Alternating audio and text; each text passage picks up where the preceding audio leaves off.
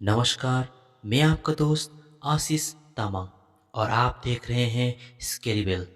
अगर आपने इससे पहले स्केरी बेल में दिए गए सिर कटे भूत वाला कहानी अगर नहीं सुना है तो कोई बात नहीं, क्योंकि उस कहानी के साथ इस कहानी का कोई भी संबंध नहीं है। तो आइए शुरू करते हैं।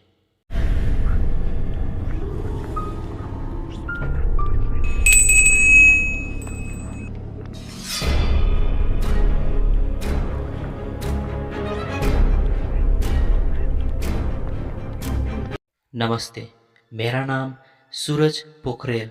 मैं नेपाल से हूँ और नेपाल के चंद्रनिगापुर नामक जगह से। आज मैं जिस घटने के बारे में कहने जा रहा हूँ वो दरअसल मेरे पिताजी के साथ घटा हुआ था, और वो भी बहुत पहले। तब मेरे पिताजी काफ़ी छोटे थे। मेरे पिताजी बचपन में काफ़ी शरारती थे, काफ़ी शरारती। और उनके साथ साथ उनका एक दोस्त भी था, वो भी कुछ कम नहीं थे। दोनों का जो शरारतों का जो किस्सा था वो गांव भर में काफ़ी मशहूर था। इसीलिए गांव के लोग जब भी उन दोनों को देखते थे तो ए चकचके कहकर पुकारते थे। चकचके एक नेपाली भाषा में आता है। इसका मतलब है कि शरारती बच्चा। कहानी शुरू होता है एक शाम से। तब तकरीबन शाम के 4:30 या 5 ही बजे होंगे। तब सूर्य लगभग डूब ही रहा था। उस समय वातावरण कुछ इस प्रकार था कि जंगल ज़्यादा और घर बार काफ़ी कम। घर बार से ज़्यादा जंगल ही ज़्यादा दिखाई देता था। इसीलिए तकरीबन जहाँ देखो वहीं जंगल दिखाई देता था, वो भी काफ़ी घना। मेरे पिताजी की माँ, मतलब मेरी दादी, हमेशा पिताजी को रोकते थे कि नदी पर न जाना, पर मेरा पिताजी कभी सुनता ही नहीं था और वो अपने दोस्त के साथ हमेशा छिपते छिपाते वो चले ही जाते थे। और आज भी वो लाख मना करने के बाद भी नदी से वो नहाकर आ रहे थे, वो और उनके दोस्त दोनों। रास्ता एकदम साफ था और साथ ही साथ सुनसान भी। ज़्यादा घर बार नहीं होने के कारण ज़्यादा लोग भी नहीं होते थे उस समय, और दोनों तरफ काफ़ी घना जंगल। रास्ते में कोई ना था, सिर्फ दोनों।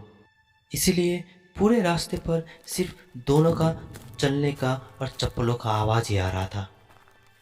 और दोनों मस्ती करते हुए घर वापस आ रहे थे कि अचानक उन्हें दिखा कि जिस रास्ते पर वो चल रहे थे ठीक उसी के सामने एक इंसान उनकी तरफ पीठ करके खड़ा था, काले कंबल ओढ़े हुए और अपना सिर झुकाए, जैसे देखकर लग रहा था कि कोई रास्ते के बीच पर ही शौच कर रहा हो। हालांकि उस जमाने में शौच का काफ़ी समस्या था, इसलिए उन दोनों को लगा कि कोई एक इंसान उस बीच रास्ते पर शौच कर रहा है।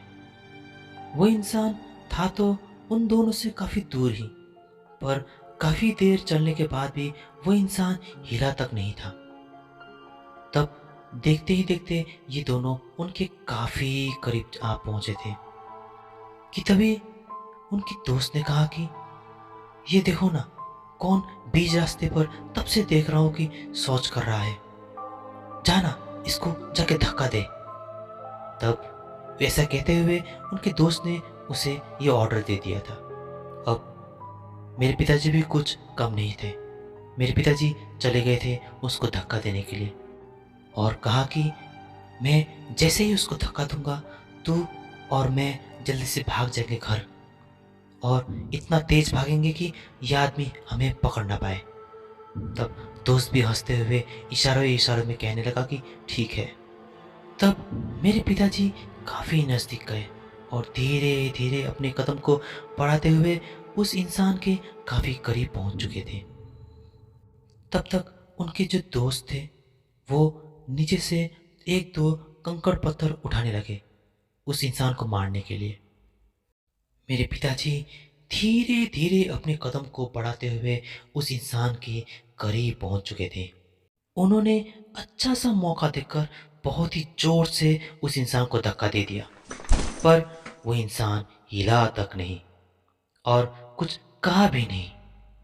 और यहाँ मेरे पिताजी काफ़ी अजीब सा महसूस कर रहे थे, क्योंकि जैसे ही मेरे पिताजी ने उस इंसान को स्पर्श किया था, तो उन्हें लगा कि जैसे उन्होंने किसी बर्फ़ को छुआ है। बर्फ़ की तरह काफ़ी ठंडा और पत्थर की तरह काफ़ी मजबूत। इसलिए वो सोच में पड़ गए और धीरे से सामने जाते हुए उसने उस इंसान का चेहरा देखने की कोशिश किया, तो दिखाई दिया कि अभी तक जो इंसान सर झुकाए खड़ा था, दरअसल वो सर झुकाए नहीं था, बल्कि उसका सर ही नहीं था।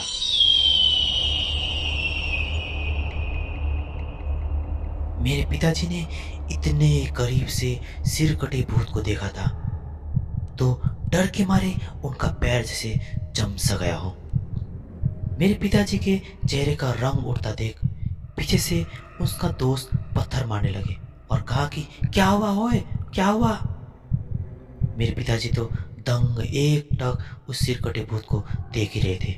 उनका दोस्त लगातार पीछे से आवाज कर रहे थे कि क्या हुआ ओए, क्यों खड़ा है वैसे, कौन है वो, पहचान क्या है क्या। कहते हुए वो बस लगातार आवाज ही करे जा रहा था। और थोड़ी देर बाद पिताजी को होश आया और वो रोते हुए भाग खड़े हो गए। मेरे पिताजी को ऐसे आतंकित होकर भागता देख उनका दोस्त भी मेरे पिताजी के पीछे पीछे भागने लगे। और भागते भागते वो भी उसी सिरकटे भूत के सामने से ही भाग रहे थे।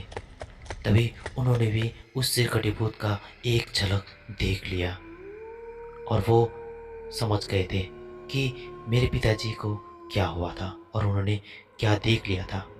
दोनों भागने में समर्थ रहे और घर आ पहुंचे थे, पर दोनों का हालत काफ़ी खराब हो चुका था। पर कुछ दिन उपचार करने के बाद दोनों ठीक हो गए। आज भी मेरे पिताजी घड़ी घड़ी उस कहानी को कहते हैं और ये भी कहते हैं कि उस दिन तो सिर्फ मैंने ही उस सिरकटे भूत को स्पर्श किया था। उसके बदले अगर उस सिरकटे भूत ने मुझे स्पर्श किया होता, तो शायद आज कहानी कुछ और ही होता। उस घटना के बाद मेरे पिताजी और उनके दोस्त के चंचलपंता में काफ़ी संयम आ चुका था। इस घटना को घटे हुए तो काफ़ी समय बीत चुका है, पर फिर भी आज भी जब भी पिताजी उस घटने के बारे में जिक्र करते हैं, तो उनके चेहरे पर वो डर आज भी दिखाई देता है।